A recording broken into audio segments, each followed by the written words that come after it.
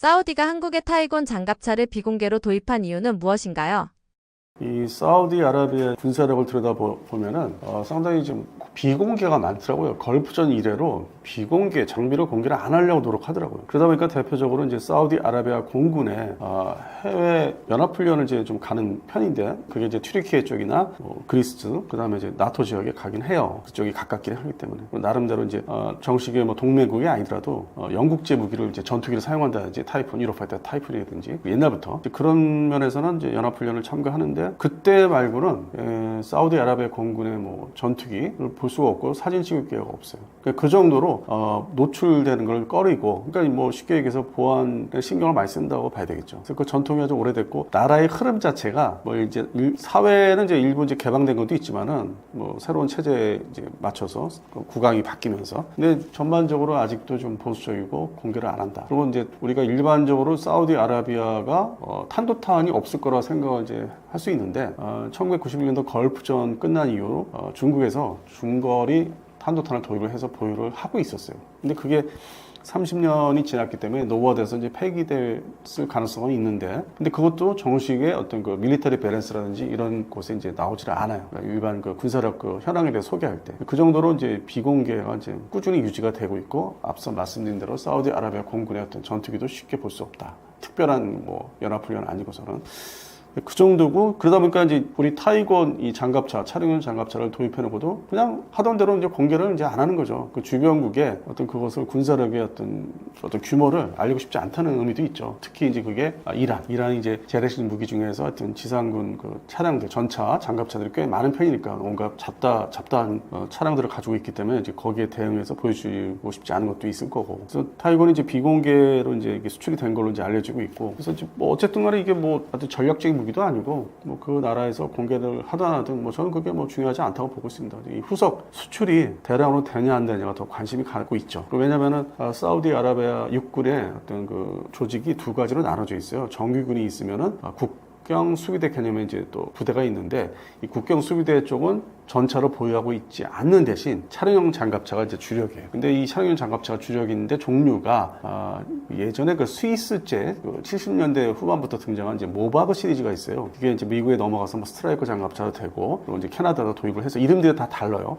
캐나다는 뭐 LFV 뭐 3라든지 뭐 여러 가지 종류가 이제 이름이 있는데, 그런 측면에서는 이게 상당히 많이 좀 베스트셀러가 된 거죠. 그래서 이거를 다 도입을 했어요. 뭐 캐나다제, 미국제, 스위스제 뭐 이렇게 해서 다 도입을 해서 그게 한 뭐 다수종 정도 되는 주력으로 지금 운영을 하고 있죠. 그리고 대신 이제 전차가 없는 대신 화력을 보강하기 위해서 아파치 헬기들이 이제 딱 이렇게 편제가 같이 있고, 그래서 이런 면에서는 이제 사우디아라비아의 이제 국경 수비대 쪽을 이제 앞으로 더 보강을 하지 않을까. 왜냐? 기존에 이제 뭐 스위스 기반의 이런 차량용 신형 차량용 장갑차가 주력이라고 하지만은 그 전에 노후된 그 차량용 장갑차가 이제 미국제가 또 있어요. 미국의 수출형이 이제 어떤 게냐 하면은 이제 V150, 뭐 V300, 200 뭐 이런 게 있었어요. 그래서 이거를 91년도 걸프전 기준에서는 그게 주력이었는데, 나중에 이제 세월이 흐르면서 지금 앞서 말씀드린 그 스위스제나 캐나다제, 미국제로 다 이제 주력을 이제 바꾼 거죠. 그런데 남아 있는 거죠. 옛날 게 보유를 하고 있어요. 이거는 이제 운영이나 정비하기가 그렇게 뭐 어려운 분야가 아니기 때문에 유지를 하고 있는데, 그래도 노후화는 이제 이게 세월이 흐르니까 노후화는 또 어떻게 근본적인 노후화는 이제 어떻게 할 수 없으니까 교체를 해야 되고, 그래서 그런 측면에서 이 사우디아라비아 국방부가 일단은 좀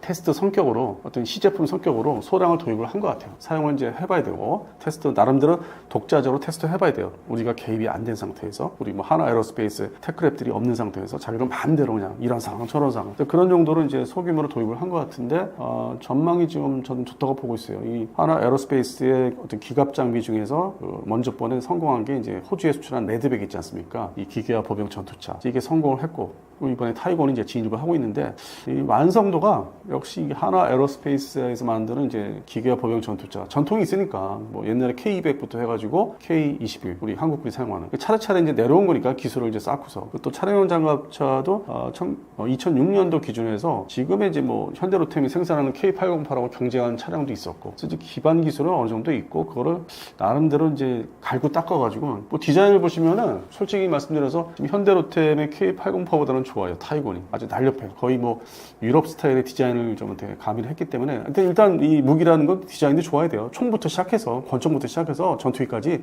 디자인이 좋아야만 성능이 또 어떻게 그 맞아 떨어지는 어떤 뭐 그런 게 있어요. 그러다 보니까 타이건이 참 그동안에 국내 한국군에서 K808만 이제 선택해서 만들다 보니까 뭐 다른 여지가 없었죠. 뭐 예를 들어서 해병대가 조금 살 수 있었는데 이제 그건 다 규정이 있고 어떤 규칙이 있으니까 안 되고 결국 수출 상품으로서 이제 혼자 나가서 해야 되는 거예요. 그러다 보니까 이 사우디아라비아가 이제 눈여겨봤었고 성능이 유럽제에 뒤지지 않는다. 유럽제에 뭐 수많은 그 차량용 장갑차들이 있거든요. 거기에 뒤지지 않는다. 일단 외형부터가 디자인부터가 진짜 뒤지지 않게 생겼지 않습니까? 그래서 그런 측면에서 이제 이게 채택이 됐고 또 그들이 바라는 게 성능은 이제 유럽제 뭐 대등하더라도 자기들도 이제 방위산업을 이제 좀 꾸려 나가야 되는데 이 같은 중동 지역 국가 중에서도 하다못해 이집트보다 뭐 좀 경험도 없고 뒤처져 있고 뭐 그런 게 있어요. 이집트는 뭐 1960년대 전투기까지 손을 이제 개발을 이제 하려다가 말았긴 했지만은 시도를 여러 차례 좀 한 게 있고 그래서 뭐 장갑차를 이미 다 시도를 했고 차량용 장갑차 그래서 이 사우디아라비아는 좀 더 고성능의 해외 장갑차를 이제 자국화시키고 싶은 그런 이제 욕심과 욕망이 있죠. 그래서 현재 그거를 기술 이전을 어느 정도 이제 받아낼 수 있는지 이제 자체 테스트를 하고 또 이제 기술 협상을 또 해야 되니까 그래서 그걸 미끼로 해서 소량 사준 거를 미끼로 해서 대량 구매 면허 생산 이상의 기술 이전을 이제 받아서 공장을 차리고 싶은 그리고 나중에 결국 이제 독립을 하고 싶은 이제 그 분야에 있어서 그래서 지금 그런 이제 욕심이 이제 상당히 많은 것 같습니다. 요거는 하나 에어로스페이스에서 뭐 해외 영업을 또 이런 분야에서 잘하고 있으니까 지상 차량 그쪽 영업을 잘하고 있으니까 잘 될 것 같아요. 다만 이제 뭐 하나 에어로스페이스에서 이제 거느리고 있는 하나 오션 이제 그건 이제 아직은 이제 미지수인데 이 지상 기반 뭐 자주국 서포라든지 차량 장갑차 그다음에 이제 레드백에 또 이제 뭐 다른 나라 이제 수출이라든지 이런 거는 이제 뭐 기대가 좀 되고 있습니다. 사우디가 지속적으로 K방산의 구매를 늘릴 계획일까요? 그러니까 이제 사우디아라비아 측에서는 이제 현지 생산, 특히 이제 기술 이전을 받아서 자국화시키는 이제 나중에는 이걸 토대로 완전 사우디아라비아 버전을 이제 만들고 싶어 하겠죠. 그래서 이제 그런 면에서는 이게 또 우리 하나 에어로스페이스의 어떤 그 수출 상품이기 때문에 제가 볼 때는 뭐 협력해서 일정 부분 줘도 될 것 같아요. 기술 이전해서 공장 차리고 그래서 뭐 그 해당되는 군에서 원하는 대로 만들어 개량도 또 해야 되니까 개량용이. 그래서 이런 전략은 폴란드에 우리가 이제 뭐 K2PL 버전 그 전차죠. 완전히 좀 업그레이드가 좀 뭐 우리 한국 것보다 더 좋다고 하는 그런 측면에서는 뭐 가능하다. 뭐 제2의 어떤 해외 기술 이전에서 이제 탄생할 수 있는 지금 기준에서 2022년 러전쟁 이후에 해외 기술 이전에서 이제 나오는 장비를 이제 말씀드린 기준을 하면은 뭐 물론 그 전에 이제 인도네시아나 특히 뭐 튀르키예가 문제가 있었는데 그거는 이제 배제하고 옛날 얘기는 이제 배제하고 현재 기준에서 이 정도의 지상 기반 차량들은 기갑 차량들은 줘도 되지 않을까. 어차피 국내에서 채택을 안 한다면은 그러면 레드백처럼 해외하고 손을 잡아서 이건 뭐 제한이 있거나 제약이 있는 게 아니니까. 그래서 또 우리 방산업체로서의 어떤 그 위상과 이익을 또 남겨야 되기 때문에 이건 적극적으로 사우디아라비아하고 좀 해야 되지 않을까. 마치 뭐 하나 에어로스페이스 측에서는 현대로템 보라는 듯이 우리는 해외 시장에서 이렇게 잘하고 있어. 너희는 국내 내수만 담당하고 있으면 이렇게 수출이 잘 되고 있어. 물론 이제 현대로템의 K808 그쪽 계열은 또 뭐 페루하고 또 얘기하고는 있는데 어떤 판매 대수, 현지 면허 생산을 하더라도 도입 대수를 보면 이제 타이건의 가능성이 상당히 높죠. 그래서 이거는 잘 될 거로 보고 있습니다. 하나에어로스페이스가 개발 중인 8x8용 개량형 타이곤이 걸프 지역의 기존 전투 차량보다 경쟁력을 가질 수 있는 이유는 무엇이라고 보시나요? 아무래도 이제 해당 지역이 이제 광활한 사막 지역이기 때문에 사막 작전에 이제 최적화된 기동성이 이제 보장이 돼야 되죠. 그게 이제 타이어 문제라든지 어떤 구동 체계 쪽에 연계된 거, 그리고 이제 방탄 능력, 장갑 능력이죠. 이게 생존성이 이제 같이 연관돼 있고, 그러면 이제 방탄 능력이 또 증가되다 보면 이제 무거워지니까, 그럼 뭐 엔진 관련도 있고, 그다음에 이제 타이어 이쪽에 구동하는 문제, 이게 다 이제 다 종합적으로 발전이 돼야 되겠죠. 그걸 다 이제 극복을 해야 되기 때문에 그런 면에서는 이제 뭐 무장 확장성을 되게 얘기하는데, 또 나중에는 이제 운영 유지하기 위해서는 이제 경제적인 이제 운영 유지 능력도 따라야 되고, 그러면 상대 국가한테 우리 요구할 수 있는 게 이게 몇 대 도입해서 될 일이 아니고 대량 도입을 하면은 이제 경제적인 운영 유지, 후속 군수 지원 이런 문제에서 이제 보장이 되고 담보가 된다. 이제 이렇게 해서 세일즈는 이제 해나가겠죠. 그리고 개량용은 아무래도 이제 사막 지역에서 기동 능력과 어떤 방탄 능력을 동시에 이제 확보할 수 있는. 그래서 현재 나와 있는 거에 당연히 이제 발전형이 개량용이 나올 수밖에 없죠. 그래서 이거를 사우디아라비아 어떤 뭐 돈을 자본을 이제 받아서 한다든지 그렇게 해서 개발이 다 끝나면 그쪽에다가 뭐 줘야 된다는 이제 조건도 있겠죠. 자본이 이제 어떤 개발비가 들어오면은. 그래서 그러한 부분은 지금 면밀하게 서로 얘기가 되지 않을까. 근데 이게 뭐 중동 지역에 팔아보니까 하루아침에 되는 건 아니고 또 이 보안을 유지하기 때문에 대외적으로 알려지는 거 싫어하기 꺼리기 때문에 그래서 향후에 뭐 한 2, 3년 대량 판매 물꼬가 틀려면은 근데 일단은 진입을 이제 소량이나마 했으니까 그래서 이 개량량에 대한 거를 지금 열심히 지금 다듬고 있는 것 같습니다. 그래서 아마 한 2027년, 8년도에는 어떤 가시적인 성과가 현재보다 좀 뭐 더 눈에 드러나는 성과가 있지 않을까 그렇게 좀 지켜보고 있습니다. 타이곤 수출 사업이 K방산의 장기 성장 동력으로 꼭 필요한 이유는 무엇이라고 보시나요? K방산의 장기 성장 동력이 왜 필요하냐면은 현재까지는 폴란드 중심, 그다음에 동남아 4개국 중심, 그다음에 남미의 이제 페루 이 정도로 이제 멈춰 있는데 이제 현재 이 정도만 돼도 뭐 큰 성과가 이제 난 거고 2030년까지 물량이 이제 확보된 거는 있죠. 근데 그 다음에 2030년도 이후에는 어떤 것으로 이제 새로운 이제 창출을 해야 되잖아. 영업을 해서 새로운 물량을 확보해야 되고 나라가 더 늘어나야 되는데 기존에 이제 서유럽 중심의 방산업체가 가만히 있을 리가 없고 지금 이제 러우 전쟁으로 인해서 이제 재정비를 이제 본격적으로 시작을 했어요. 그래서 그들도 성과가 이제 조만간 나와서 또 새로운 물건을 만들어서 또 나올 것이고 그러면 우리가 좀 늦게 개발한 장비가 완성이 안 되면은 그 K방산이라는 게 또 이어지기 어렵고 그래서 좀 어떻게 보면 본격적인 이제 경쟁, 대결은 지금부터 아닌가. 조마조마한 마음이 이제 좀 생기기 시작했죠. 이 업체들 내부에서도 마찬가지로 이제 조만간 2030년도부터는 어떻게 해야 되나 고민이 많고 그런 측면에서는 지금 중동의 시장을 이제 이 장갑차를 이게 타이고이나 장갑차를 가서 들이밀고 이제 하고 있는데 이게 또 시간이 지나면 또 유럽제 장갑차가 또 이제 쳐들어올 거예요. 또 그 개량형 가지고 버전을. 그래서 이 거점, 교두보 확보라는 측면에서는 이 장갑차 분야이기 때문에 차는요, 이 궤도식도 아니고. 그래서 이번에 이게 상당히 좀 중요한 거고, 그다음에 자주포가 본격적으로 이제 중동 지역, 그러니까 이집트를 빼고 중동 지역에 들어와야 되는데 그렇게 대량 판매가 지금 이어지지 않고 있기 때문에 사우디아라비아하고 지금 협력하는 게 차량용 장갑차 타이곤을 이제 시작을 해서 자주포도 어떻게 대량 판매를 좀 거둬야 되지 않을까. 그리고 이제 그러다 보면은 옆에 이제 쿠웨이트한테 자주포를 또 팔 수 있고 쿠웨이트도 뭐 중국제 자주포 쓰고 있는 게 있기 때문에 그래서 그런 측면에서는 사우디아라비아에서 뭐 쿠웨이트, 뭐 카타르, 뭐 오만, 뭐 바레인 이렇게 쭉 다 붙어 있지 않습니까? 아랍에미레이트 물론 예멘은 빼고요. 예멘은 적대적인 국가니까. 그래서 그런 측면에서는 이 가장 맏형 역할을 하는 사우디아라비아에서 방산 우리가 교두보 확보가 진짜 중요하죠. 그리고 아직 뭐 본격적인 이제 경쟁까지 가지 않았는데 그 수상 전투함, 그다음에 수중 전력인 잠수함도 지금 진행이 되고 있고 교섭이나 이제 협상을 하고 있는 게 그리고 이제 더 나아가서는 이제 그 다음 단계 2028년 이후에는 이제 우리 KF-22의 블록 2나 이제 블록 2 이상의 전투기 물론 이제 블록 3 개념은 스텔스 전투기 때문에 2040년에 이제 완성이 되기 때문에 그 전에 이제 블록 2 가지고 잘 이제 세이지를 해야 되겠죠. 근데 사우디아라비아도 또 이 지금 블록 2에 대해서 관심이 있어요. 그거를 이제 완성도 무장 투발 능력을 제대로 우리가 확보를 하면은 뭐 장공지 2라든지 한국형 뭐 장거리 공대공 미사일이라든지 이런 게 시기에 잘 맞춰서 등장하면은 뭐 2030년부터 32년도에 좀 더 1년이라도 그 안에서 시간을 단축해서 뭐 2031년도에 개발이 끝난다든지 그래서 이런 게 다 제대로 다 합쳐지면은 항공무기, 그러니까 전투기도 판매가 이제 가능한 거죠. 지금은 이제 지상무기, 그 다음에는 해상 수중, 그리고 최종적으로는 이제 항공무기. 그래서 단계적으로 우리가 진출을 이제 노리고 있는데, 그래서 지금 교두보 역할을 하고 있는 이제 타이곤 같은 게 중요하죠. 물론 그 전에 뭐 현궁 뭐 대전차 미사일이라든지, 뭐 지금의 뭐 천궁 2 수출 뭐 지대공 미사일이죠, 대탄도탄. 이런 거는 이제 또 다른 회사에서 하고 있고 별도로 하고 있고 근데 또 무기의 성격이 또 좀 다르기 때문에 일반적인 어떤 무기로서는 이제 이런 기갑 차량, 기가 전투 차량들이 또 중요하고 또 공장 만들어서 이제 같이 만드는 것도 중요해서 그래서 이게 지금 상당히 사우디아라비아 이거 협상하고 교섭하는 게 후속 생산 관련돼서 상당히 좀 중요한 이제 시점에 와 있죠. 미 해병대가 50년간 써온 상륙 장갑차를 퇴역시킨 것이 한국의 기회가 될 수도 있다는데 무슨 뜻인가요? 미 해병대가 이제 1970년대 초반 이제 베트남전 이제 말 때 신형 돌격 상륙 장갑차를 이제 계획을 하고 그 전에는 이제 LVT P5 다섯 번째 O형이라는 게 있었는데 전쟁 이제 베트남전이 이제 종료한 상태에서 LVT P7 지금 이제 한국형은 이제 KALV라고 하는데 이것이 이제 등장을 하죠. 대체를 하기 위해서 기존의 LVT P5형을 대체하기 위해서 그래서 이제 동시에 우리 해병대가 신속하게 또 도입을 하게 됐어요. 그 당시에. 그래서 이제 우리 국군의 그 예전에 70년대, 80년대 국군의 행사 때, 행진할 때 보면은 아주 뭐 대표적인 장비로 그 사진들이 많이 이제 보여줬었죠. 그래서 지금까지 쭉 내려오고 우리 대한민국에서는 이제 1908년도에 면허 생산을 했고 그런데 우리도 이제 이게 다 어느 정도 장비를 하고 있는데 미 해병대는 이제 2003년도 이라크전 때 미 해병대가 이제 지상 공격에 이제 참여를 했죠. 미 육군과 동시에 함께. 그래서 이제 내륙 진공을 이제 하게 되는데 미 해병대는 이제 주력 장갑차가 이제 궤도식은 이 지금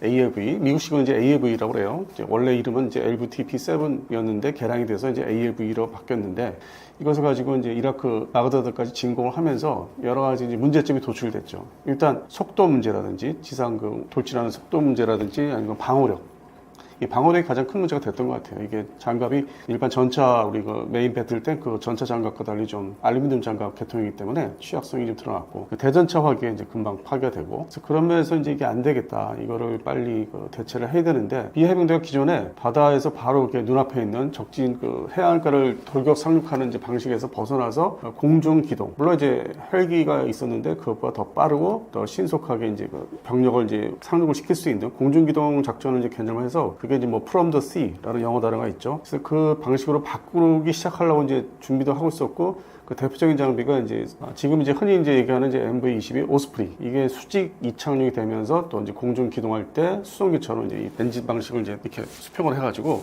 다목적 이제 수송기가 되는 거죠. 그래서 이걸 주력으로 이제 옮겨오다 보니까 이게 이제 AAV 미국 제식명이 이제 AAV가 이제 노화되고 무엇보다도 이제 시대에 걸맞지 않고 그래서 From the Sea라는 이제 개념으로 들어가기 때문에 이게 여러 가지 문제 취약성도 있고 전술 방식에도 안 맞고 그리고 이제 무엇보다도 그 수중 그 이제 어떻게 무엇보다도 수상사고가 잦았다. 그래서 이게 지금 인명 손실이 있었기 때문에 이게 위험성이 따르기 때문에 22년부터는 아주 특별한 상황 아니고서는 사용하지 마라. 그래서 이미 이제 도태 퇴역시킬 준비를 하고 있었던 거죠. 그래서 25년도 9월 말에 정식으로 이제 보유하고 있는 차량들을 다 퇴역시키고 사용 안 하기로. 그리고 이제 이거를 다 유사시 보관용으로 돌리는데 사실 이게 차량들 대부분이 동맹국이나 우방국 지원용으로 좀 돌려질 것 같아요. 자기들은 사용하지 않고. 그래서 대표적인 국가가 이제 뭐 필리핀이라든지 그리고 이제 태국도 있고 더 나아가서는 이제 인도네시아도 이제 좀 줄 가능성이 있어요. 기존에 이제 우리 거를 그 원조 형식으로 우리 걸 가져간 게 있기 때문에 그 버전보다 좀 나중에 생산된 이제 미 해병대 보관용을 이제 좀 원조를 해서 받아서 대체할 가능성이 있고. 그래서 이제 급한 대로 이제 그렇게 해서 방출을 하고. 그리고 이제 나중에는 이제 우리 KAV2 이제 나중에 말씀드리겠지만 이제 그런 걸로 이제 넘어가겠죠, 신형으로. 근데 당장은 이제 미 해병대가 사용 중단을 공식적으로 이제 결정 내렸고. 일부 차량들이 이제 방출이 될 것이다. 시대에게 걸맞지 않고 잦은 수상 사고 그리고 이 From the Sea라는 이제 작전 개념이 한 20여 년 전부터 준비가 됐고 지금은 이제 완전하게 정착이 됐기 때문에 더 이상 이게 사용할 가치가 없다. 그래서 퇴역시킨 걸로 알고 있습니다. 기존 KAAV1은 느린 속도와 제한된 기동력으로 지적을 받아왔습니다. KAAV2는 이런 문제를 어떻게 개선했다고 보시나요? 미 해병대가 이게 도태될 준비를 이제 하고 있다는 걸 사실 일찌감치 알고 있었고 그러면 보통 우리가 이제 해외 수입을 먼저 생각하잖아요. 국내 개발에 시간이 걸리고 이제 뭐 돈이 많이 들어가니까. 처음에 이제 직도입을 이제 이렇게 생각을 합니다. 무기체계 우리 확보를 하는 데 있어서. 근데 그게 여의치 않으면 이제 국내 개발. 대표적인 게 뭐 우리 수리온이라든지 뭐 LH 같은 게 헬기가 있죠. 근데 이제 이런 것도 역시 돌격 상륙 장갑차가 이제 단종이 되고 미 해병대가 개발하던 거를 이제 일찌감치 없애버리고 그래서 그러다 보니까 우리는 따로 기획을 해가지고 KAV2라고 해서 이제 등장이 됐고 현재 뭐 개발 막바지에 지금 와 있습니다.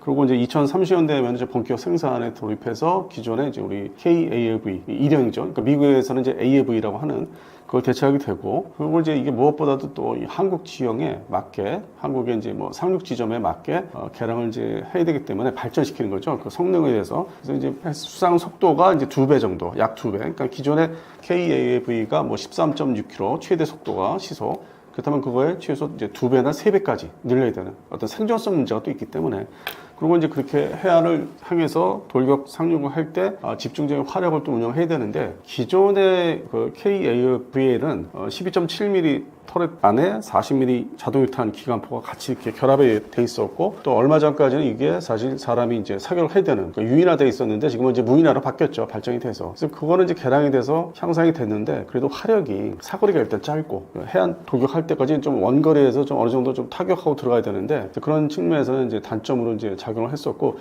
근접전에서는 이제 뭐 12.7mm 기관총하고 40mm 자동 유탄 발사기는 효과는 있는데 어떻게 보면 또 이 파괴력도 좀 부족한 것도 있고 그래서 지금 현재 우리 대한민국에서 개발하고 있는 KAV2에는 40mm 기관포 이게 이제 CTA건이라 가지고 상당히 좀 경량화되고 좀 더 집중 속도가 발사 속도가 좀 빠르고 이제 그런 면에서는 이제 신형 기관포가 채택돼서 화력이 보강된 거죠. 그래서 일단 주행 속도, 수상에서의 주행 속도하고 화력 그리고 이제 파워팩도 이제 다 제대로 이제 들어가고, 그다음에 워터제트. 기존에 이제 프로펠러를 뭐 추진을 했다면 수상해서 워터제트가 이제 본격 도입이 되고, 그리고 실내가 이제 기존 차량보다는 좀 확장이 돼가지고 탑승 그 해병대 병력이 좀 앉아서 일단은 대기하기가 좀 먼저형보다는 좀 더 이렇게 개선이 된 실내 잠깐이지만은 그런 측면에서는 상당히 이제 발전이 있었고, 이 모델이 그 사전에 요거를 이제 우리가 처음에 개념을 처음부터 만든 게 아니라 사실은 이제 미 해병대에서 개발하다가 이제 없앴던 차기 상륙 장갑차를 이제 많이 들여다보고 있었죠. 2007년도 8년도 그 당시에. 그래서 그거를 이제 어떤 좀 차관을 해가지고 그걸 완전히 한국형을 만들자. 그래서 현재 본격 개발이 이루어지고 있고, 다만 이게 이제 수상 주행하는 이제 개념의 기갑 차량이다 보니까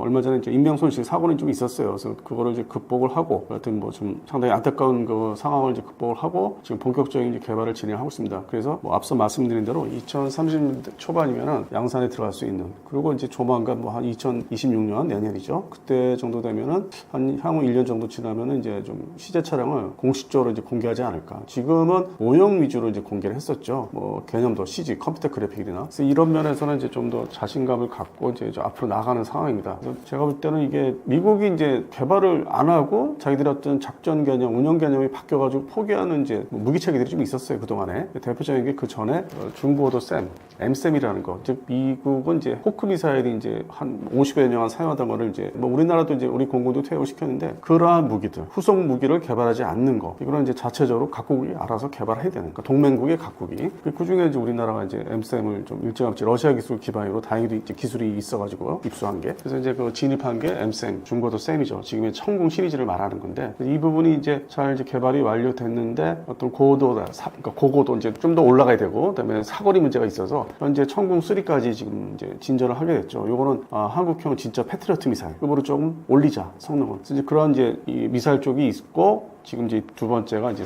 돌고 상륙 장갑차. 이 부분이 이제 아주 독자적으로 개발할 수밖에 없는. 다만 이제 요게 우리나라가 이제 이 동북아시아에서는 사실 첫 번째는 아니에요. 중국이 먼저 이게 좀 대만 침공을 이제 하기 위해서 먼저 개발을 했죠. 그래서 그게 이제 위협이 이제 동북아시아에서 이제 상륙 작전에 사용하기 때문에 위협이 되니까 일본이 또 이제 개발에 나섰고, 그리고 비슷한 시기에 이제 대한민국도 이제 개발에 돌입해서 어느 정도 이제 한 70% 이상의 어떤 성과, 지금 진전도가 있는 거죠. 그래서 조만간 이제 시제 차량이지만 나온다는 거. 그래서 이 동북아 3개국이 공교롭게 이렇게 이제 돌격 상륙 장갑차를 이제 자체적으로 만든다는 거. 미국하고 상관없이 이제 미국은 이제 도태시키는 거고. 그리고 이제 나머지 나라들, 기존에 이제 미국식으로 말하면 이제 AAV7, 그 A1 돌격 상륙 장갑차를 도입한 나라가 뒤늦게 대만, 필리핀은 이제 우리나라 면허 생산품, 우리 하나 에어로스페이스에서 이제 만들어서 판매한 면허 생산하는 거죠, 우리 미국제를. 8대가 들어가 있고, 그리고 이제 뭐 태국은 이제 직수입을 옛날에 이제 했었던 게 있고, 인도네시아는 또 우리 대한민국 해병대가 사용하던 구형 원조 버전이 있어요, 이것도. 그거를 이제 우리가 원조 형식으로 줬었고, 그래서 이렇게 지금 분포도가 동북아시아, 그다음에 동남아시아 이렇게 좀 펼쳐져 있습니다. 기존의 이 돌격 상륙 장갑차는. 그리고 이제 앞서 말씀드린 대로 중국, 대한민국, 일본은 이제 신형 차량으로 다 이제 넘어가고 있는 거고. 그래서 이 부분이 하여튼 좀 특이점이 있죠. 미 해병대는 이제 이 부분을 궤도식의 돌격 상륙 장갑차는 더 이상 안 한다. 그리고 그걸 보완하기 위해서 차륜형, 궤도형이 아닌 차륜형 장갑차로 해가지고 ACV라는 신형 돌격 상륙 장갑차를 지금 도입을 하고 있죠. 한 400여 대를 도입을 한다고 하더라고요. 그리고 최근에 우리나라 이제 연안에서 상륙 훈련할 때 그 공개를 이제 했었어요. 제한 공개를 했었기 때문에 이미 자기들은 이제 그쪽으로 넘어간다는 걸 이제 확실히 보여줬고, 그리고 무엇보다도 미 해병대는 그 MV-22 오스프리, 이게 주력이에요. 공중으로 신속히 기동해서 이제 이동해서 적 후방에 착륙하는. 그래서 이미 뭐 작전 개념이 좀 우리하고 좀 다르죠. 다만 이제 우리 또 해병대는 이제서야 뭐 마린원을 이제 지금 보유하고 있고, 그걸 또 보완하기 위해서 상륙 공개 헬기. 그래서 이 두 가지가 이제 하나 이제 팀이 이루어져서 뭐 2027년도 이후에는 이제 본격적으로 나름대로 개념을 잡고 이제 운영을 할 수 있는 거죠. 여기에 이제 추가가 되는 게 이제 KAV2가 이제 2030년대 초반에. 그럼 나름대로 이제 또 이 대한민국 해병대가 우리 기존의 이 한반도에서 해안 상륙, 이 지형 지물 문제가 이제 좀 아직도 남아 있으니까 거기에 걸맞게 이제 독자적으로 이제 가지고 나가는 거죠. 미 해병대는 사실 뭐 한반도보다는 현재로서는 이제 이 대만의 양안 사태를 보면은 한반도보다는 대만이 이제 뭐 침공을 당하거나 이제 다시 이렇게 수복을 해야 될 상황을 대비한 전술 개념으로 이제 바뀌고 있어서, 이게 어차피 우리 대한민국 해병대는 이제 시간이 가면 갈수록 독자적인 작전 개념과 독자적인 무기 체계로 갈 수밖에 없습니다. 그래서 지금 현재 뭐 앞서 말씀드린 대로 3가지의 대표적인 장비를 얘기했는데, 이거에 또 어떤 개량형이 또 나중에 나와야 되겠죠. 뭐 마린원도 그렇고, 그다음에 이제 상륙 공격 헬기도 마찬가지고 개량형이 또 이제 추가로 또 나와야만 독자적인 전술과 작전이 가능해지지 않을까. 2030년대 후반에도 뭐 2040년대도. 그래서 하여튼 서로 이제 이게 좀 갈라지는 게 좀 보이죠. 미 해병대하고 이제 대한민국 해병대 그 연합작전 수행 능력이나 연합 상륙 훈련 이런 게 요즘 뭐 아주 끈끈하게 잘 되고 있어요. 어떤 국방 홍보관에서 보도하는 거 보면은 아주 열심히 아주 더 미국군보다 더 아주 끈끈하게 작전이 이제 훈련까지 진행이 되는데 이게 이제 앞으로 가면 갈수록 양안 사태가 이제 이게 좀 장기화되는 측면이 없지 않아 있거든요. 그래서 그런 측면에서는 별도로 이제 우리가 좀 독자 작전 수행 능력을 더 구비를 해야 되는 측면에서는 잘거라. 저는 이게 상당히 긍정적으로 좀 보고 있습니다. KAV-2에는 새로 40mm 기관포가 장착됩니다. 이 무장이 기존 장비보다 전투 효율을 얼마나 높였다고 보시나요? 요즘에는 이제 뭐 여러 가지 뭐 많은 영상을 보실 기회가 많기 때문에 뭐 아무 때나 이제 보면은 이 총기 기관포 화력이 이제 포를 제외하고 전차포나 이제 뭐 자주국사포 이걸 제외하고 근접전이나 이제 어떤 장갑차 중심의 전투의 이제 상황을 이제 보실 수 있는 경우가 많죠. 실전에 뭐 러우 전쟁이라든지 그다음에 또 뭐 중동에서 있었던 최근에 있었던 그런 사태, 전쟁 이런 걸 좀 보면은 이제 그거를 영화 이제 한 거를 보면은 근접 화력이 상당히 중요하죠. 특히 이제 기관포 역할이 12.7mm는 이제 기관총이고 그리고 이제 20mm 기관포, 뭐 30mm, 뭐 40mm 이제 이렇게 여러 가지 단계별로 있는데 기관포 중에서는 이제 아무래도 40mm가 제일 강력하죠. 뭐 2차 세계대전 때로 가보면은 뭐 전차포의 역할도 했었는데 그 당시에는 이제 40mm가 전차포 역할인데 지금 이제 기관포의 아주 가장 끝판왕이 될 수 있고 물론 이제 57mm가 이제 함상 함포로도 있지만은 40mm가 이제 일반화돼 있고 그리고 이제 뭐 나라에 따라서는 뭐 30mm가 더 주력이고 그래서 이게 파괴력이 집중해서 이제 공격 사격을 하면은 사격 제어 장치를 통해서 이제 화력 제어 장치를 통해서 정밀도가 상당히 높아지고 있죠. 그래서 파괴력이 그 제압하는 능력이 상당히 이제 뛰어나죠. 그러면서 아군의 어떤 상륙 작전을 이제 어떤 단복 보장할 수 있고 두 번째는 일단 제압하고 들어가야만 적군의 어떤 그 후반까지 신속하게 들어갈 수 있고 그래서 지금의 우리 지상군의 K-21 기계화 보병 전투차에 동일하게 무엇보다도 또 이제 이 탄약 문제 그거를 상호 이제 호환성이 육군하고 또 이제 해병대하고 이제 동일하게 가져가야만 이 좁은 땅덩어리에서 이제 전쟁 수행을 할 때 대비하거나 수행할 때 탄약의 어떤 공통성이 좀 있어야 되지 않을까 그래서 그런 측면을 더 많이 생각한 것 같아요. 보급 문제도 중요하기 때문에 그래서 지속적인 전투를 유지할 수 있도록. 파괴력은 이제 뭐 첫 번째 그 기관포니까 화력 문제고 두 번째는 이제 보급 문제. 그래서 42를 채택한 게 좀 잘 된 거 아닌가. 미 해병대는 이제 전에 한 18년 전에 생각했던 거는 뭐 30mm급으로 이제 생각했는데 이제 그거는 이제 미국의 작전 요구도고 우리하고는 이제 다른 거고. 40mm는 또 이제 상황에 따라서 대공 사격도 가능하기 때문에 다목적 기관포로 했을 때 어떤 효용성이 높다. 그리고 기존의 KAV-1형이 워낙 화력이 애매모호했던 게 그걸 완전히 이제 극복하고 이제 뛰어넘을 수 있는. 먼저 번의 KAV-1은 12.7mm. 그게 주력이니까 이제 사거리가 제한되어 있지 않습니까? 파괴력도 그렇고. 그게 기관총 중에서 제일 뭐 높은 거지만 급이. 그래도 이제 파괴력이 좀 문제가 있었고. 러우 전쟁을 이제 뭐 여러 가지 영상을 보면은 브래들리 장갑차가 뭐 상대방의 장갑차를 모두 다 제압할 수 있는 기관포 그런 이제 성능이 있었기 때문에 우리도 이제 기대할 수 있는 게 40mm급이면 어떠한 장갑차를 만나도 다 제압을 할 수 있다. 사격 정밀도를 이제 기반으로 해서 그래서 그런 측면에서는 뭐 값비싼 그 뭐 대전차 미사일을 뭐 일단 뭐 탑재하지 않아도 40mm 기관포를 일단 상대방의 기갑 장비들을 제압하고 이제 진공할 수 있는 그런 측면에서는 뭐 작전 요구도는 뭐 알맞게 설정이 됐다고 보고 있습니다. KAV-2는 필리핀이나 인도네시아 등 동남아 시장에서도 관심을 받고 있습니다. 이 나라들이 이 장비에 주목하는 이유는 무엇이라고 보시나요? 일단 지금 러우 전쟁을 예를 들면은 그쪽 지역은 1차 세계대전 때도 이제 뭐 그랬지만 그 이후에 참호전 그리고 상당히 뭐 광활한 이제 수평선 규모의 땅 평지가 너무 많아서 이 뭐 산악지대가 아닌 그래서 기존의 육군이 사용하는 이제 기계화 보병 전투차 그다음에 APC 보병 수송 장갑차가 역할이 크죠. 뭐 일부분은 이제 뭐 드론이나 사격 자주국사포의 사격으로 해서 파괴되지만 살아남는 게 또 작전 실력을 발휘하기 때문에 그래서 그쪽 지역은 이제 다 땅이 다 붙어 있는 지역이지 않습니까? 이 나토 지역 소위 지금 러우 전쟁 우크라이나 배후에는 이제 폴란드 해가지고 루마니아 해서 다 이게 아주 평지가 많아요. 그래서 그쪽은 지상 육군의 기반에 둔 이제 보병 전투차 그러니까 그 위주로 이제 상륙 작전은 뭐 거의 뭐 없죠. 그쪽은 이제 뭐 발트해 쪽이 이제 바다 쪽인데 그래서 상륙 작전보다는 이제 뭐 도하 장비를 사용해서 하여튼 부교를 설치하거나 해서 강을 이제 도섭이나 도하하는 정도고. 근데 반면에 기존에 이 아시아, 그것도 이제 동남아시아, 동아시아죠, 넓게 동아시아, 한국을 포함해서 이 동부아시아 보면은 전통적으로 2차 대전 때, 태평양전쟁 때 다 상륙 작전이었잖아요, 미 해병대가. 그렇게 해가지고 일본 앞에까지, 오키나와까지 이제 다 점령을 다시 재점령을 했었고, 그래서 이게 그런 상황이기 때문에 특화된 지역이기 때문에 기존에 이제 뭐 기계화 보병 전투차는 이제 한반도에서 계속 필요하고 뭐 중국 지역도 그러겠지만은 이 바다를 끼고 이제 바다가 전부 섬 형태로 되어 있는 나라들은 기본적으로 이 돌격 상륙 장갑차를 구비를 해야 돼요. 그리고 기본적으로 해병대가 또 존재를 하고 있고, 그래서 상대적으로 이제 이 부분에서 관심과 어떤 그 전력 보강을 꾸준히 해야 되는데, 그동안에 이제 이 서방 측의 이 기계화 장비들, 소위 돌격 상륙 장갑차는 사실 AAV, 미국의 이제 AAV죠. 한국의 이제 KAV-1인데, 여기에 머물렀었죠. 발전이 없었고, 진전이 없었고. 그렇다고 해서 이제 뭐, 러시아가 이제 그쪽 부분에 뭐, 개발을 한 것도 아니고, 유럽 지역도 그냥 뭐, 차량용 장갑차 중심으로 이제 했었고, 그래서 이제 이게 특화가 되고, 후속 장비가 없다 보니까 우리나라 이제 KAV2는 이제 수출을 목적도 하고 있고, 우리 해병대 이제 먼저 배치를 해야 되겠지만은 중국제보다는 일본제보다는 구입하기 쉽고 상담하기 쉽고, 우리도 적극적으로 이제 임하고 있기 때문에 그런 면에서 이제 가장 적당하고, 그리고 기존의 도입 예상국들이 다 미국 AAV를 다 보유하고 이제 있어요. 뭐 많이 보유하고 있는 나라는 뭐 50여 대인데, 나라별로 뭐 적게 보유하고 있는 나라도 있지만, 그런 측면에서 이제 우리가 독점할 수 있는 동남아 국가의 기존의 우리 방산 수출국들, 그 중에서 이제 우수 고객이 있고 속을 썩이는 고객이 있지만은, 이제 그런 걸 이제 극복하고, 이 지상 장비라든지 이런 해병대 장비는 뭐 별 문제가 없이 판매가 될 것이다.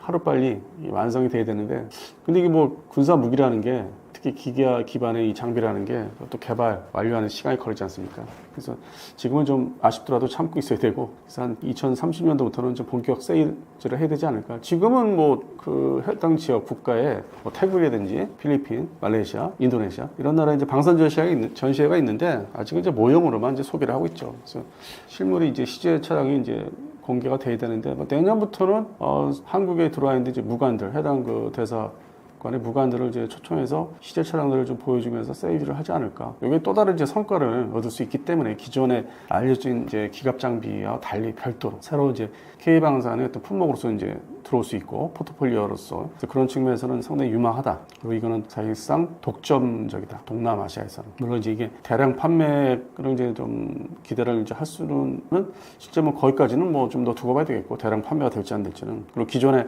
차량 형식의 인도네시아 같은 경우는 이제 차량형도 이제 보유하고 있기 때문에, 그런 것들을 이제 다 밀어버릴 수 있는 영업력이 또 필요하겠죠. 그래서 좀 저는 개인적으로 많은 이제 응원을 지금 하고 있습니다. 이게 동남아 시장을 완전히 장악을 하자. 그래서 이거 돌격 상륙 장갑차 대명사는 이제 한국의 KAV2로, 물론 이제 나중에 한국식의 제식 명칭이 나오겠죠. 뭐 한문 되게 사용하는데, 이제 그런 이름이 나오면은 이제 그걸 뭐 불러드려야 되겠지만, 지금은 이제 KAV2로 이제 설정하고, 그래서 이 여러 가지 뭐 함정이라든지 잠수함 얘기들을 많이 기대를 하는데, 별도로 이제 해병대 장비는 별로 이렇게 얘기는 안 하잖아요. 물론 제가 전에 말씀드렸던 마리너 수출이라든지, 그다음에 상륙 공격 핵이죠. 이 부분을 이제 말씀을 드렸는데, 거기에 이제 추가해서 KAV2가 같이 어떤 패키지 상품으로서 가장 쉽게 생각할 수 있는 나라가 뭐 필리핀, 태국 이런 나라가 좀 기대가 되고 있습니다. 폴란드를 시작으로 동유럽과 주변 국가 및 중동에서도 K2 전차를 유심히 보고 있습니다. 현재 상황은 어떤가요?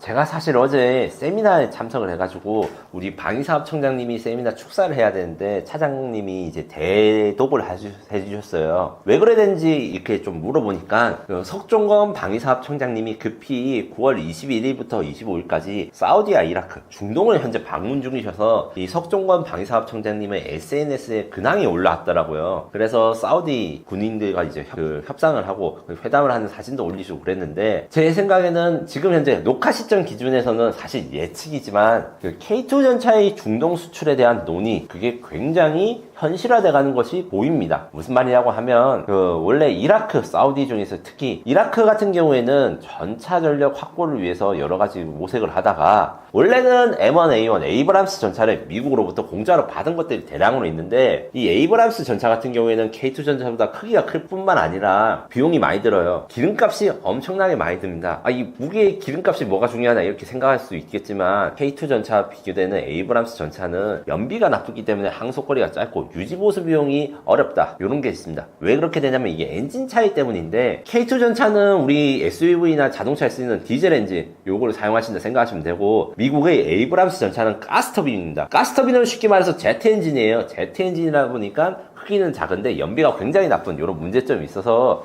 이게 한국의 K2 전차 구매에 대해서 이라크가 굉장히 생각을 많이 하고 있다. 좀 고려 중인 거나 이런 소식들이 좀 간접적으로 들려오고 있습니다.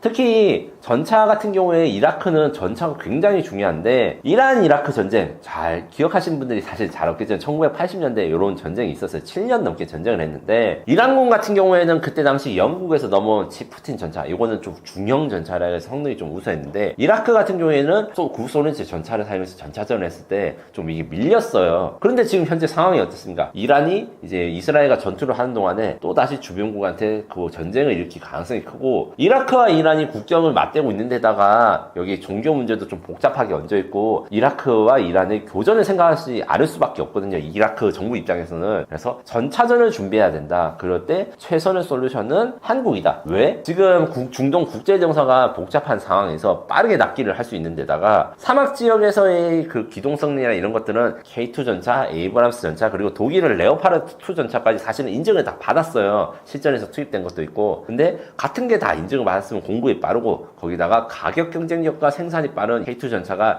이라크가 관심을 가지는 것은 너무 당연한 일입니다. 제가 보기엔 그래서 예측이지만 이제 녹화가 끝나고 올라갈 쯤에는 또 좋은 소식이 있을 수도 있고 그리고 당장 좋은 소식이 나오지 않는다고 해도 이라크 관련해서는 굉장히 수출 전망이 밝고 그 관련된 분들도 한국에 방문하시고 이럴 계획이 있는 것으로 알고 있습니다. 독일, 프랑스가 추진하는 차세대 전차 프로젝트 MGCS와 달리 한국은 빠른 납품과 라이선스 생산으로 시장을 파고들고 있습니다. 이 방식이 유럽 방산 시장의 질서를 바꿀 수 있을까요? 솔직히 말씀드리면 아직 조금 더 지켜봐야 되는 상황은 맞습니다. 왜 그렇게 되는가? 이 MGCS의 개발이 지연되고 있는 것은 맞습니다. 독일, 프랑스는 KNDS라 해서 이제 거대 방산업체들이 이제 합병을 하면서 전차도 같이 만들자 이렇게 시작을 했다가 이 전차 개념이 굉장히 선진적이고 미래적입니다. 지금 현재 이제 전차는 세대 구분, 그러니까 2차 세계대전이 끝난 다음에 전 세계의 모든 전차는 크게 세 가지로 구분합니다. 1세대, 2세대, 3세대로 하는데 우리 K2 전차 같은 경우에는 3.5세대, 그래서 4세대는 아직 나오지 않았지만 4세대에 근접하다 이렇게 이야기를 하고 있고 이 MGCS는 진정한 4세대 전차의 목표로 굉장히 많은 개발비와 연구, 그 다음에 하이테크 기술들 많이 투입해서 만들 거예요. 그 개발의 핵심에는 약간 스타크래프트 유닛같이 전차를 만드는 겁니다. 쉽게 말하면. 왜 그렇게 되냐면 라인 오브 사이트, 그러니까 가시권 내 밖, 장거리 공격을 하기 위한 차량, 그 다음에 그 가시권 내, 그러니까 근접 전투를 하기 위한 차량,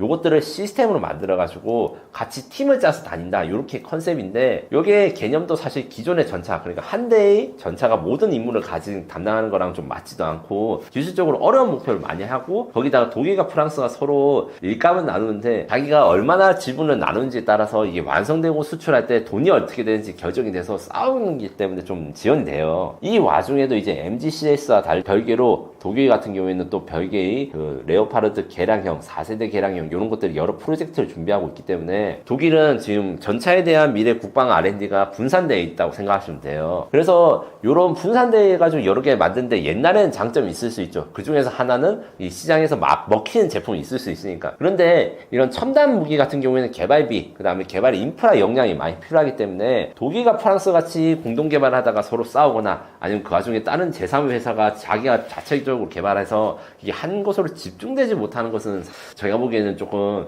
이 미래에는 좀 어려울 것 같아요. 거기다가 K2 전차 같은 경우에는 지금 현재 납기가 되고 있고 개량도 진행되고 있기 때문에 K2 전차 레오파르트 2, 그러니까 3.5세대 전차 경쟁에서는 한국이 앞으로도 미국 독일 대비해 상당한 우위를 가지고 있을 것이고 MGCS가 나오면 K2 전차가 구형이 되는 건 맞아요. 이 전차는 사실 좀 많이 발전적인 개념의 선진 전차이기 때문에 MGCS와 K2 전차 사실 비교가 좀 어렵습니다. 대신에 우리는 K3 차기 전차에 대해서 이미 우리가 현대로템 국방과학기술연구소가 열심히 연구 중이라서 몇 년 내에 이게 시제차가 나올 거예요. MGCS와 K3의 가장 큰 차이점은 올인원 패키지냐 아니면 군사형 패키지냐 요 차이입니다. MGCS는 전차가 요즘 날아가지고 이제 그 전차포로 이제 쏘고 전차랑 싸우는 것뿐만 아니라 고병도 지원해야 되고 원거리 공격도 해야 되고 대공 사격도 해야 되고 드론도 막아야 된다. 이런 것들을 잘 배분하기 위해서 전차의 역할을 두 대로 나눈 거예요. 그런데 K3의 경우에는 한 대, 그러니까 기본적으로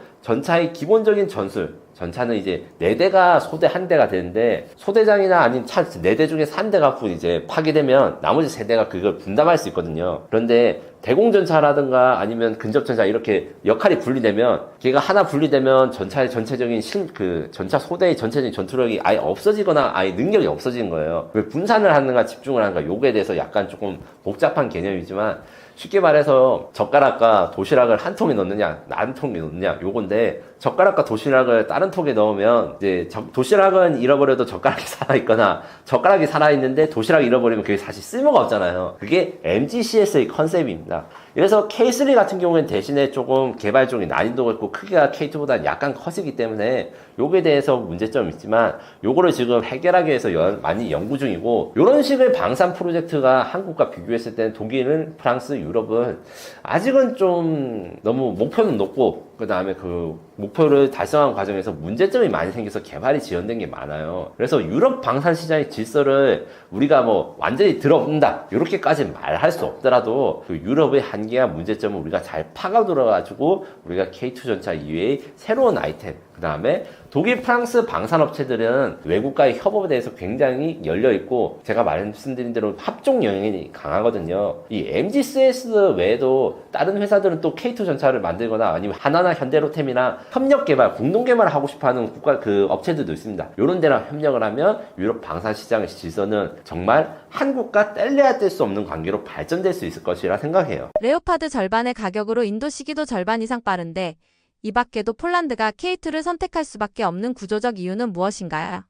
네, 말씀하신 대로 레오파드2는 사실 검증이 잘 된 전차고 레오파드2는 아직 유튜브에서 제가 K2 전차가 훨씬 좋다고 계속 이야기는 하는데 진짜 솔직하게 말씀드리면 저희같이 이제 밀리터리 유튜브 한 게 우리나라만 있는 게 아니잖아요. 폴란드에선 사실 K2 전차 싫어하시는 분들이 유튜브로 하면서 야 폴란드는 K2 전차 사면 안 돼 레오파드2를 사야 되는데 우리가 무슨 방산 비리가 있어 하면서 막 공격하신 분도 있어요. 저는 그런 분들 다 보는데 이게 어떻게 된 것이냐면 레오파드2 같은 경우에는 1980년대부터 2000대 이상이 생산되고 사용하는 국가가 15개국 이상이에요. 이러다 보니까 사용자에 대한 평가 이런 게 오래됐고 검증이 되지 않았느냐 이 부분이 하나 있고 K2 전차 같은 경우에는 장갑이 약하다고 하는 이제 잘못된 선입견이 유럽에 퍼져 있는데 요거는 레오파드2 같은 경우에는 만들 때 설계자들이 머리를 보고 머리를 또 써가지고 요렇게 포탑을 만들거나 차체를 만들면 저한테 이제 방어가 잘 되겠지 이렇게 생각한 것이고 K2 같은 경우에는 컴퓨터 시뮬레이션을 돌려서 어떤 모양으로 만들어야지 적의 공격에 가장 잘 견딜 수 있을 것이고 가볍게 만들면서도 방어력을 높일 수 있을 것인가에 대해서 고려를 한 전차거든요. 그래서 이런 것들에 대한 이해가 부족하면 사실 레오파드2가 더 인기가 있을 수밖에 없고 그리고 레오파드2는 최신형이 A8입니다. 무슨 말이냐면 A1부터 시작해가지고 지금 8번째 버전이 공식적으로 있고 이 외에도 파생형 그러니까 개량이나 개조 키트가 굉장히 많아요. 자동차 살 때 우리가 커스텀으로 부품을 붙이거나 뭐 범퍼를 고쳐야거나 하잖아요. 전 세계에서 이런 커스텀 부품에 대해서 수요가 제일 많은 것도 사실 레오파드2입니다. 요것 때문에 레오파드2가 사실 아직도 인지도 면에서는 좀 앞서 나가고 가격이 비싼데도 그래 주문이 오긴 있어요. 다만 아무리 주문이 인기가 있어도 이제 생산한 물량이 적으면 살 수가 없다. 노르웨이, 독일 등 선주문이 밀려 있는데 이 선주문이 이제 7년에서 8년 정도 밀려 있기 때문에 어떤 사건이 벌어졌냐 이탈리아가 원래는 자체적으로 전차를 만들었다가 4세대 전차는 돈이 없어서 수입하기로 결정해서 레오파드2를 구매하기로 결정을 했어요. 근데 납기가 한 8년 걸린다는 거예요. 이탈리아가 그걸 참지 못하고 계약을 취소해버렸습니다. 그래서 선택한 대안이 무엇인가? 같은 독일의 라인메탈에서 만든 KF-51이라는 전차가 레오파드2보다 납기를 빨리 해주겠다고 이탈리아한테 이제 좀 약간 꼬셔가지고 이제 이탈리아 레오파드2 고객을 뺏었는데 얘들도 사실 반쯤 거짓말한 거예요. 왜냐면 레오파드2와 KF-51은 차체가 같은 형식입니다. 그렇기 때문에 생산 캐파가 약간 중복이 돼가지고 생산 라인이 새로 깔리기 전에는 레오파드2와 경쟁이 어려운데 이런 것 때문에 KF-51이나 이런 레오파드2 독일산 전차랑 우리 KF-21이 가격 그 다음에 인도 시기에 대해서 절대적인 우위가 있을 수 있고, 에이브람스 같은 경우에는 그래도 한 달에 12대 정도 생산하고, 그래서 생산 캐파가 레오파르트 2보다 조금 더 있고, 그 다음에 미국의 FMF라는 제도, 그러니까 미국이 마음에 드는 동맹국한테 공짜로 전차를 줘요. 이집트가 여기에 대해서 좀 혜택을 받았는데, 이런 것들 때문에 생산이 많이 됐거든요. 다만 요들 미국은 이게 정치적으로 무기 판매에 관련 있기 때문에 대만 중심으로 지금 공급하고 있어서 신규 고객들이 나오지 않고 있는 상황입니다. 대만, 제가 얼마 전에 대만에 가가지고 방산 전시회 갔을 때 이 에이브람스 신형 전차를 이제 방산 전시회 제일 중요한 위치에 딱 얹어놓고 했는데, 에이브람스가 단점도 있지만 장점도 좋은 거기 때문에 무조건 K2 전차보다 못하다 이렇게 말할 수는 없지만, 유지보수 비용이 너무 비싸고 너무 무겁습니다. 이 전차가 못 지나다니는 다리가 굉장히 많아요. 다리가 많고 강이 많은 지역, 이런 데서는 사실 운용하기 좀 어렵습니다. 이런 거 관점에서 K2밖에 선택할 수밖에 없는 구조적 이유는 명확합니다. 기본적으로 납기뿐만 아니라 가성비 문제. 폴란드 같은 경우에는 국방비를 대량으로 사용하기 때문에, 대량으로 필요하고 소수정예로 유지를 할 수가 없기 때문에 대량 생산할 때 전력이 얼마나 되는가, 그러니까 같은 돈으로 네오파르트 100대를 살 때 K2를 300대를 사는 게 중요한 거죠. 근데 이제 벨기에라든가 유럽의 작은 나라들은 그 나라를 유지할 수 있는 탱크가 한 몇십 대밖에 안 되니까 그 가격 경쟁이 사실 중요하지 않아서 이제 레오파르트 2가 수출되는 거예요. 이런 것 때문에 폴란드와 K2를 선택할 수밖에 없고, 마지막으로 폴란드와 한국의 산업혁명이 굉장히 폴란드 입장에서는 중요합니다. 폴란드가 국산 전차를 만들려고 원래는 했어요. 1980년대 말부터 90년대 중반까지 이름이 이렇게 별명이 고릴라라고 왔거든요. 그런 국산 탱크를 만들다가 기술력이 부족해서 실패를 했습니다.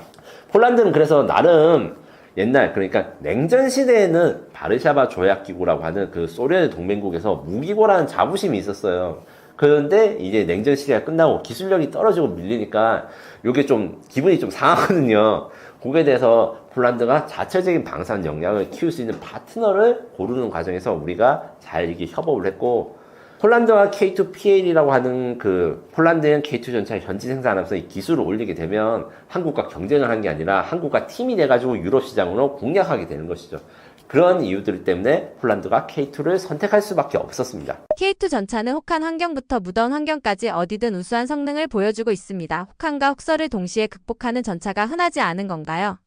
이것은 사실 국뽕을 빼고 솔직하게 말씀드리면, 우리 경쟁자들 같은 경우에는 레오파르드 2 같은 경우에는 노르웨이에서부터 노르웨이에서부터 카타르까지 운용을 하고 있습니다. 그리고 에이브람스 전차 유럽 지방에서 배치되어 있고 이라크전에서 쓰였죠. 그래서 전차 같은 경우에는 일반적으로라면 혹한부터 혹서까지, 그러니까 영하 20도부터 40도 이상까지 견뎌야 되는 게 전차의 사실 상식이었습니다. 그런데 이렇게 하지 못하는 나라들이 있죠. 어디냐? 러시아입니다. 러시아 무기들 우수하다. 러시아 무기 방산 잘 된다. 우크라이나 전쟁 전까지만 해도 러시아 탱크 굉장히 잘 팔렸거든요. 그런데 러시아 같은 경우에는 자신들, 그러니까 혹한 환경만 많이 신경을 써서 중동이라든가 더운 지방에 러시아 탱크가 수출됐을 때 평가가 굉장히 안 좋았어요. 이런 것들 때문에 사실 혹한과 혹서를 잘 견디는 전차가 기본 원래는 이제 사실 상식 같은 거였는데, 러시아는 싼 만큼 이렇게 문제가 있었기 때문에 이제 해외 고객들이 웬만하면 이제 다 견딜 수 있겠지,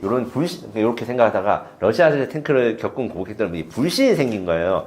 요것 때문에 혹한과 혹서를 극복한 게 굉장히 중요해졌고, 서방 측에서 K2 전차보다 혹한과 혹서기를 잘 견딜 수 있는 전차가 있는가? 없습니다. 그러면 K2 전차의 혹한과 혹서기 능력은 어느 정도 수준인가? 서방 측 전차 표준입니다. 그럼 무슨 말이냐? 나토 규격이라는 게 있어요. 항상 나토 규격 뭐시기 이렇게 하고 국방 전문가분들이 이렇게 이야기할 때, 무기를 만들 때 서방 국가, 유럽 국가 및 미국의 동맹 국가들은 일종의 기준이 다 있는 거예요. 자동차의 경우에는 몇 도부터 몇 도까지 운영할 수 있고, 이런 것들에서 K2 전차와 K2 전차의 경쟁자라 할 수 있는 미국, 유럽은 같은 기준을 쓰기 때문에 다 혹한과 혹서기를 잘 견딜 수 있습니다. 다만 K2 전차 같은 경우에는 이게 왜 중요했냐면, K2 전차 이제 K1 전차, 이게 운전해보신 분, K1 전차 운전병이나 아니면 승무원으로 군생활 해보신 분들 알 거예요.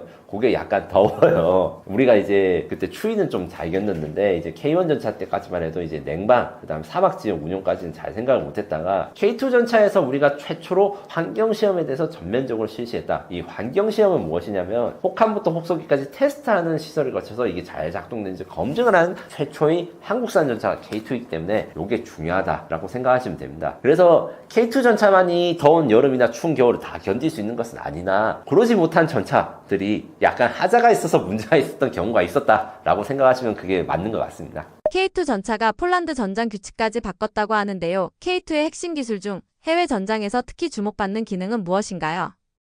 네, 요거 같은 경우에는 이제 운영하신 분들은 저보다 더 잘 알겠지만 저도 이제 운영하신 분들한테 장단점이나 이런 것들을 많이 공부했을 때 몇 가지 말씀드릴 수 있는 게 있습니다. 이게 기본적으로 이동식 사격 능력이 전 세계 최고 수준입니다. 이동간 사격 능력은 사실 전차 게임을 해보신 분들은 막 움직이면서 포 쏘는 거 해보셨으니까 그걸 좀 아실 거예요. 옛날에 그러니까 2차 세계대전 이전까지만 해도 전차가 이동하면서 포를 쏘는 거는 그냥 포탄을 낭비하는 거였습니다. 그러다가 그 포를 안정화, 그러니까 자이로 같은 게 들어가가지고 짐벌처럼 막 흔들려도 이게 진동을 줄여주고 이런 안정기라는 장비가 들어가고, 그 다음에 차체라는 이런 기술력이 들어가면서 점점 움직이면서 표적을 얼마나 잘 맞출 수 있는가, 요게 중요해졌는데, 한국은 사실 이걸 자주 쓰지 못하는데 폴란드 같은 경우는 평원 지역이기 때문에 러시아랑 만약에 대규모 전차전을 했을 때 이 K2 전차가 기동을 하면서 이동간 사격을 하는 게 생존성이 크게 영향을 미치고, 레오파르트 2 전차, 그 다음에 에이브람스 전차, 폴란드가 운용 중인 다른 전차들도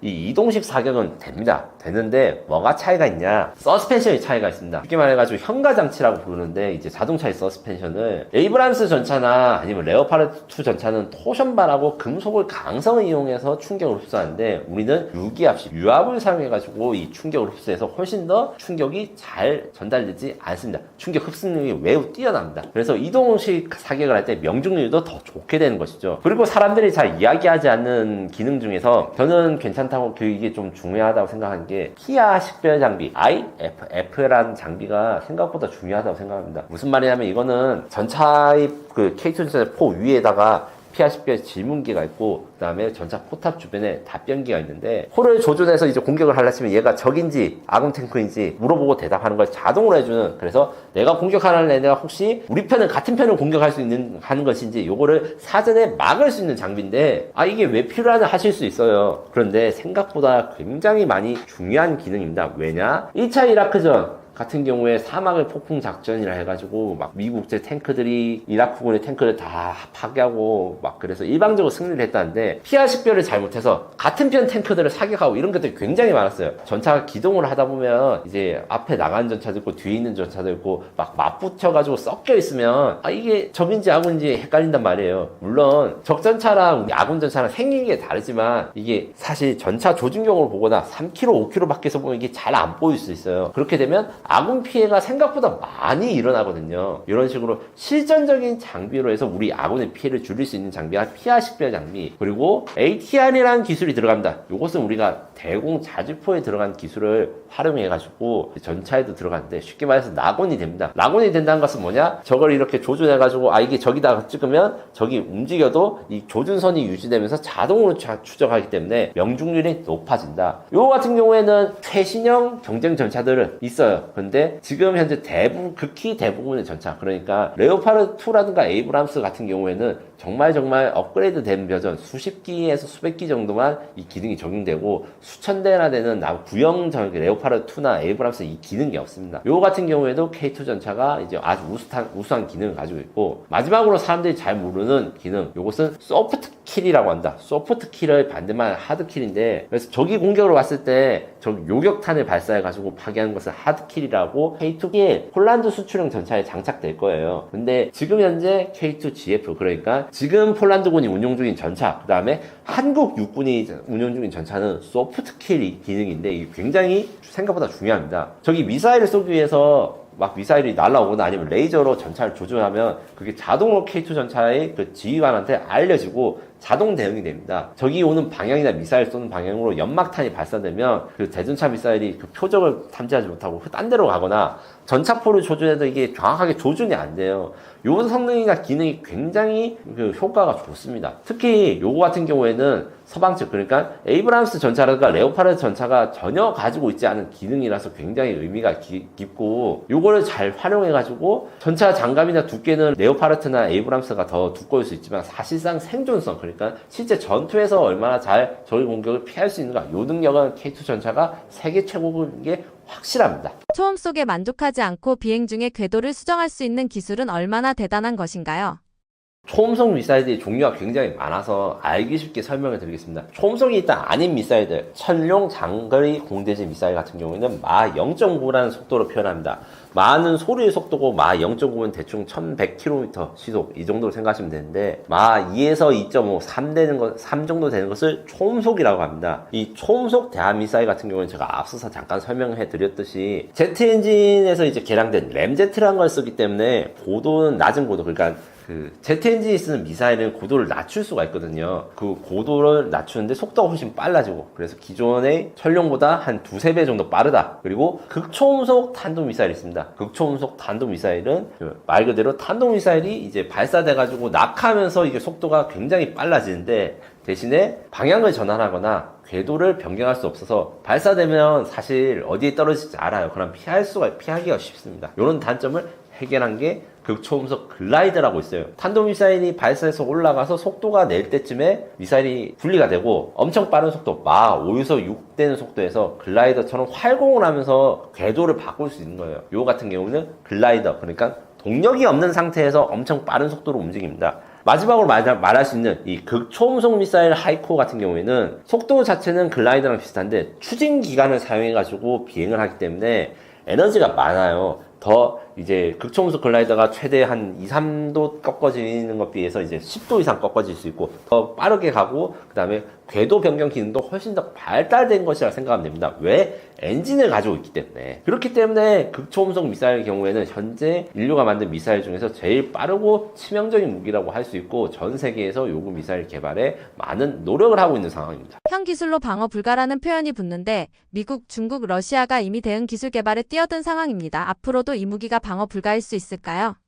현 시점에서 방어 불가라는 표현은 맞는데 국방 기술은 항상 방어 기술과 공격 기술을 같이 발달합니다. 계속 발전해서 극초음속 미사일의 위협이 강해지니까 미국 트럼프 2기 행정부에서 골든돔이라는 개념을 내놨어요. 이 골든돔은 극초음속 미사일의 방어 기술을 전문화된 이제 새로운 미사일 방어 체제인데 이게 어떻게 가능하냐? 전 세계 위성을 감시하는데 이게 위성이 한두 기가 아니라 몇백 기에서 몇천 기가 되는 위성을 띄워서 전 세계에서 발사된 모든 미사일들을 다 하나하나 감지할 수 있는 능력을 갖추는 거예요. 거기다가 우주에서 미사일을 발사해서 이제 땅에서 올라오면 아무래도 이제 중력 때문에 에너지가 점점 깎여지는데 위에서 내려오면 시간이 지날수록 속도가 더 빨라지는 건 당연한 이치겠죠. 그래서 우주에서 요격 미사일 사용해서 이 에너지가 많고 요격에 대해서 더 난이도가 높은 이 극초음속 미사일을 요격할 수 있는 게 골든돔인데 문제는 이거 없어요. 그래 나올 때 한 트럼프 행정부에서는 자기가 임기 끝날 때까지 완성된다는데 저는 솔직히 말하면 절대 완성 못한다고 생각합니다. 10년은 걸립니다. 그리고 이거를 모든 나라가 만드는 것은 거의 불가능합니다. 제가 앞서 말한 대로 거의 전 세계를 적어도 위성, 뭐 스타링크보다는 작겠지만 그래도 몇백 기 이상의 위성을 우주에다 다 깔아놓아가지고 어디에서 발사된지 파악한 다음에 이 트래킹하는 능력 이런 게 없으면 극초음속 미사일,